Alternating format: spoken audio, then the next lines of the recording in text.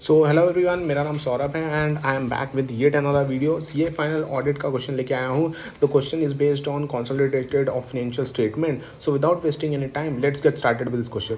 तो क्वेश्चन ऐसे स्टार्ट होता कि बी लिमिटेड जो है वो सब्सिडरी कंपनी है किसका? ए लिमिटेड का। ए लिमिटेड की सब्सिडरी कंपनी कौन है? बी लिमिटेड है।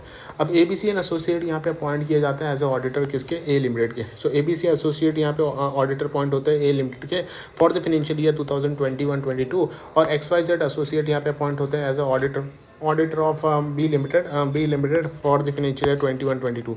नाउ एक्सप्लेन करना है रोल एंड रिस्पॉन्सिबिलिटीज। एक्सप्लेन करना है आपको role of A B C and associate और X Y Z associate as a auditor of the parent company and subsidiary company. So यहाँ पे क्वेश्चन ऐसा पूछा गया है कि बी लिमिटेड जो है वो सब्सिडरी कंपनी ए लिमिटेड की और ए बी सी एसोसिएट जो है वो अपॉइंट होते हैं ऑडिटर कौन सी कंपनी के बनते हैं? ए लिमिटेड, मतलब होल्डिंग कंपनी के ऑडिटर बनते हैं। कौन से ईयर के लिए? 21-22 के लिए। अब X Y Z and associate जो है वो ऑडिटर कौन सी कंपनी का बनता है? बी लिमिटेड, जो कि सब्सिडरी कंपनी है फॉर द ईयर 21-22 के लिए। अब आपको एक्सप्लेन करना है कि what is the role of A B C and associate और X Y Z and associate के बीच में क्या रोल होगा as the auditor of parent company, as the auditor of subsidiary company respectively. So अगर हम बात करें यहाँ पे आंसर की, तो यहाँ पे लग जाता है एस ए 600 बात करता है using the work of another auditor. ये एस्टेब्लिश करता है स्टैंडर्ड जहाँ पे ऑडिटर जो है वो रिपोर्ट करता है on the financial statement of group. जहाँ पे ऑडिटर रिपोर्ट करता है on the financial statement of group, that is on consolidated financial statement, वो यूज़ करता है work of another auditor on the financial statement of one और मोर component.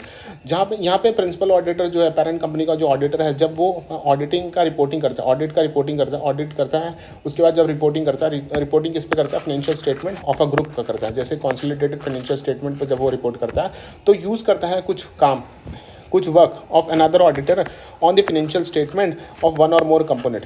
Subsidiary companies के यहाँ पे जो ऑडिटर है उनके काम को यूज़ करता है included in the financial statement of an entity.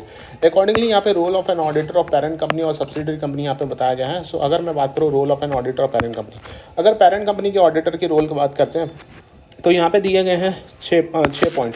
So 6 point फटाफट पढ़ लेते हैं। सबसे पहले यहाँ पे चेक करना है आपको प्रोफेशनल कॉम्पिटेंस। सबसे पहले यहाँ पे पेरेंट कंपनी का जो ऑडिटर है वो चेक करेगा professional competence of other auditor जो सब्सिडरी में बैठा था ऑडिटर, क्या वो प्रोफेशनली कॉम्पिटेंट है कि नहीं, अगर अदर ऑडिटर जो है वो मेंबर नहीं है किसका? ICAI का।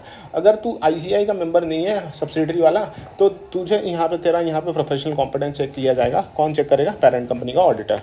दूसरा पॉइंट ये आता है कि अगर बुक्स ऑफ अकाउंट एग्जामिन करना है, सो विजिट करना पड़ेगा आपको कंपोनेंट। विजिट करना पड़ेगा कंपोनेंट एंड एग्जामिन करना बुक्स ऑफ अकाउंट अगर एसेंशियल है तो विजिट कर दो कंपोनेंट के पास चले जाओ, मतलब सब्सिडरी में विजिट करो और वहाँ पे एग्जामिन करो बुक्स ऑफ अकाउंट को। तीसरा पॉइंट ये आ रहा है कि ऑब्टेन करना पड़ेगा आपको sufficient and appropriate audit evidence कि जो वर्क है अदर ऑडिटर का, क्योंकि जो वर्क काम किया है जो अदर ऑडिटर ने वो एडिक्वेट है कि नहीं, किसके लिए? प्रिंसिपल ऑडिटर पर्पज़ के लिए।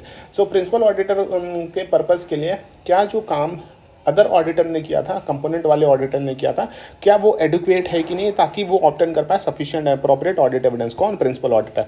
चौथा वाला पॉइंट आता है कि आपको डिस्कस करना पड़ेगा ऑडिट प्रोसीजर। क्या करना पड़ेगा? डिस्कस करना पड़ेगा audit procedure applied by other auditor. Discuss करना पड़ेगा ऑडिट प्रोसीजर जिसे अप्लाई किया जाता है अदर ऑडिटर के द्वारा। डिस्कस करना पड़ेगा ऑडिट प्रोसीजर जो अप्लाई किया गया था अदर ऑडिटर। तो 4 पॉइंट फटाफट देख लेते। एक तो प्रोफेशनल कॉम्पिटेंस चेक करो किसका? दूसरे ऑडिटर का, अगर वो मेंबर नहीं है ICAI का। दूसरा, अगर एसेंशियल सही लगे तो आप विजिट करो कंपोनेंट को, क्यों? लेकिन वहाँ पे एग्जामिन करो बुक्स ऑफ अकाउंट। तीसरा पॉइंट आपको ऑब्टेन करना है सफिशिएंट अप्रोप्रिएट ऑडिट एविडेंस कि वर्क ऑफ अदर ऑडिटर जो है वो एडिक्वेट है कि नहीं for the principal auditor purpose. So उसका काम एडिक्वेट है कि नहीं, मेरे पर्पज़ के लिए उसका काम एडिक्वेट है कि नहीं, वो चेक करना है। चौथा पॉइंट क्या आता है कि डिस्कस करो कि ऑडिट प्रोसीजर क्या अप्लाई किया जाता है अदर ऑडिटर के द्वारा। पांचवा पॉइंट क्या आता है? रिव्यू करो रिटर्न समरी। क्या करोगे? रिव्यू करोगे return summary of other auditors procedure. So यहाँ पर रिव्यू करना है आपको, क्या रिव्यू करना है आपको? Return summary of other auditor procedure and finding through questionnaire and checklist. तो यहाँ पे क्या हो रहा है? Return summary of other auditor procedure. यहाँ पे जो अदर ऑडिटर जो प्रोसीजर लगाता है उसको रिव्यू करो और यहाँ पे फाइंडिंग्स रिव्यू करो और फाइंडिंग्स करो through questioners and checklist. Through questioners and checklist. और फिर आता है लास्ट वाला point, consider significant finding of other auditors. तो यहाँ पे क्या हो रहा है, यहाँ पे कंसिडर करना पड़ेगा आपको significant finding of other auditors. हाँ, ये बहुत इंपॉर्टेंट पॉइंट है कि अदर ऑडिटर्स ने अगर कोई सिग्निफिकेंट फाइंडिंग की है, अगर कोई सिग्निफिकेंट फाइंडिंग की है, और यहाँ पे एंड डिस्कस करना पड़ेगा वो आपको significant finding with other auditor, perform supplemental test if necessary. तो सप्लीमेंट्री टेस्ट भी आपको परफॉर्म करना है अगर नेसेसरी है। तो ये लास्ट वाला पॉइंट बहुत इंपॉर्टेंट है। सिग्निफिकेंट फाइंडिंग अगर कोई ऑडिटर बताता है अदर ऑडिटर, तो उससे डिस्कस करो, और अदर ऑडिटर के साथ अगर नेसेसरी हुआ तो सप्लीमेंट ऑडिटर भी परफॉर्म कर लो, सप्लीमेंट्री टेस्ट भी परफॉर्म कर लो। फिर इसके बाद बात करते हैं रोल ऑफ सब्सिडरी कंपनी के ऑडिटर की। सब्सिडरी कंपनी का ऑडिटर क्या करेगा, जो ऑडिटर होगा सब्सिडरी कंपनी का, knowing the context in which his work to be use by the principal auditor, उसका काम कौन यूज करेगा, प्रिंसिपल ऑडिटर। सो यहाँ पे क्या होगा, वो कोऑर्डिनेट करेगा किसके साथ, प्रिंसिपल ऑडिटर के साथ। उसका काम कौन यूज करेगा, प्रिंसिपल ऑडिटर, तो आपको कोऑर्डिनेट भी करना पड़ेगा प्रिंसिपल ऑडिटर के साथ। तो यहाँ पे दिए हैं 3 पॉइंट। सबसे पहले यहाँ पे आपको एडर करना पड़ेगा टाइम टेबल को, यहाँ पे टाइम टेबल आपको फॉलो करना पड़ेगा। सो सबसे पहला पॉइंट, सब्सिडरी कंपनीज के लिए उनका रोल आता है कि आप टाइम टेबल फॉलो करें। दूसरा पॉइंट ये आ रहा है कि आप bringing to attention significant finding, कोई सिग्निफिकेंट फाइंडिंग आपको मिली, ये वाला पॉइंट याद रखना, 6th वाला। यहाँ पे कोई भी अगर सिग्निफिकेंट फाइंडिंग मिले तो उसको अटेंशन में लेके आओ, किसके, प्रिंसिपल ऑडिटर के।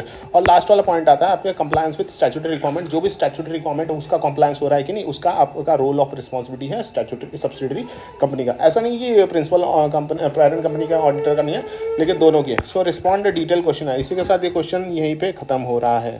Thank you so much.